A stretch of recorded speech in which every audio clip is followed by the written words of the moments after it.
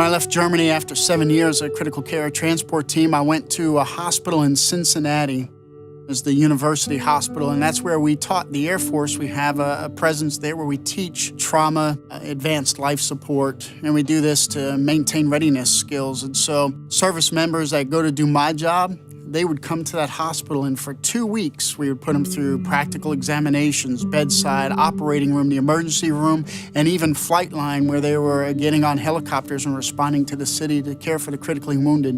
And while I was there, my workload actually decreased significantly from where it was at Germany. I started to realize that I wasn't sleeping well, that I was hypervigilant, I was constantly getting startled.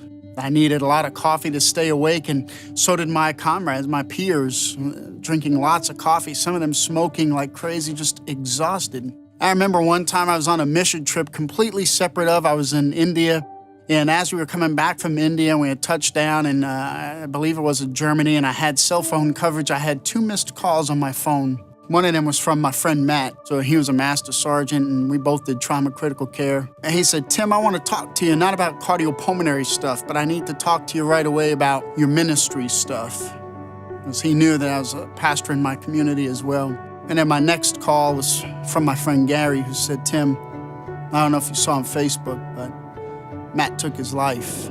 And he had said on Facebook that he had tried asking for help and that he'd come forward for help, and he was struggling for a long time, and nobody was there for him. And that hit hard because I worked very closely with him as well. It was about that time also that my wife was studying psychology, and she's reading a book on PTSD, and she opens up to a book, and it's 2 pages that list columns of symptoms. And she says, "Tim, you have almost everything on the list." And the joke in my house was before she would come down the hall, she would say, "I'm coming down the hall," just so I wouldn't be startled. So I decided to come forward for help, and in my workplace, they did probably exactly what I would have done, but there was an immediate reaction. I just had a coworker take his life, so immediately they got me all the help that I needed. They pulled me from patient care. They pulled me from the hospital. They didn't even want me to go back to my office for a farewell or to get any of my stuff. They brought me up to Wright-Patterson Air Force Base, gave me a purely administrative job. One of the things that hurts with that is I didn't get a say that I was done in that portion of my career. I didn't get what we call a Finney flight. That's, you get off we know it's your last flight. You get off and they douse you perhaps with Gatorade or give you perhaps an award, a cheer, a homecoming. Hey, congratulations on your last flight. Didn't get that. I felt like everything was ripped from me before I was ready to hand it over. I feel like I was still able to do my job. I just needed some help. And the system figured that I was done and didn't need to continue serving in that capacity anymore. Fast forwarding, I PCS'd from Ohio to Travis Air Force Base in 2013, and I didn't want to go for any more. I didn't want to go to mental health anymore. I've seen psychology, psychiatry. It was recommended inpatient care. I didn't want to take pills. I didn't want to be as an inpatient. In fact, my medication, when they tried me on medication, it was so difficult because I wasn't sleeping. They gave me medication to sleep. And I started having bad dreams. So then they give me a medication that helps with bad dreams, but unfortunately it makes dreams really vivid. So I started having dreams that I was on an aircraft caring for one of these burn patients. And I would hear the maggots chewing on the flesh. And the patient would be moaning. All of a sudden, there'd be some turbulence in the aircraft. We'd tell her to sit down, and it's a repeated dream, so I know it vividly. And I'd look out my window and to the left, and I'd see black smoke rising. It was right above the Pentagon, and then the plane would take a nosedive down. And I'd wake up screaming or shaking or full of sweat or even leaking in the bed. It was so embarrassing. I was just exhausted. I didn't want to do any more medications. I didn't want to talk about it. I got to Travis Air Force Base and figured I did enough therapy and I've learned some tips and some tools and that I was going to be fine. In about 3 months of being there, it was 9/11 anniversary date. I get out of my car and I was already felt full of anxiety. And it's just coincidentally, I heard 3 car doors close simultaneously, boom, boom, boom. And also simultaneously, ambulance started rushing by with sirens blaring. and I froze. Everything was spinning, tunnel vision, felt like I was gonna throw up, didn't know where I was, and I walked straight to mental health.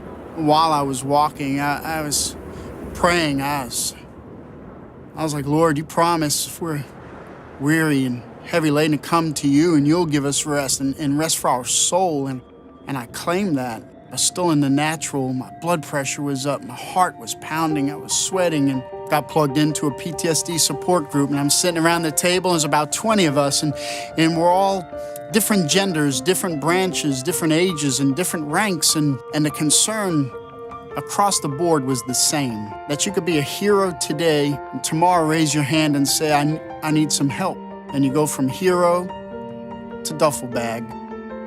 I still battle with PTSD. I still get stress and anxiety from triggers every time I see black smoke or hear sirens, and I gotta watch where I sit in restaurants. I gotta have my eyes on the exit and make sure I'm able to see things, and every tick, bang, boom throughout the restaurant grabs my attention. In fact, I remember, just to give you an example of how bad my symptoms were, going out to dinner with my wife, and I would never hear her.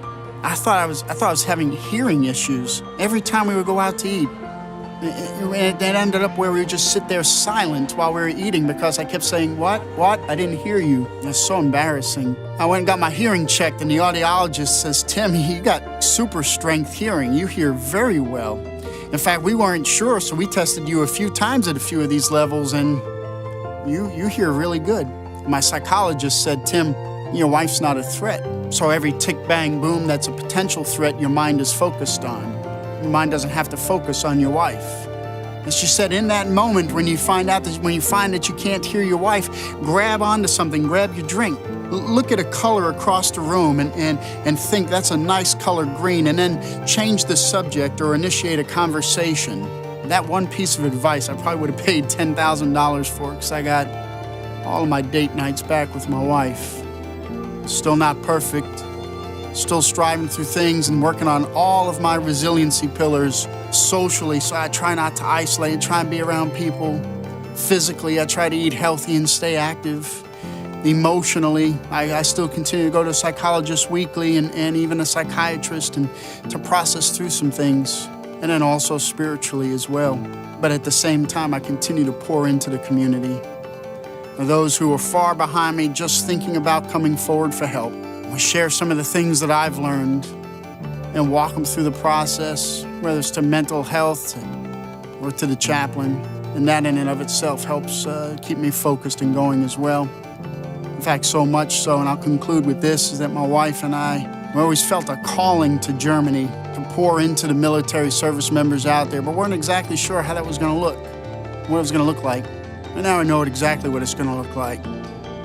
We're going to meet people that are exhausted, tired, overworked, drinking lots of coffee or smoking like fiends, not sure where to get help. And we're going to come alongside them. We're going to train their leaders on PTSD, combat stress. We're going to walk their families through the process. We're going to go with them to support groups. We're going to stand up and facilitate support groups.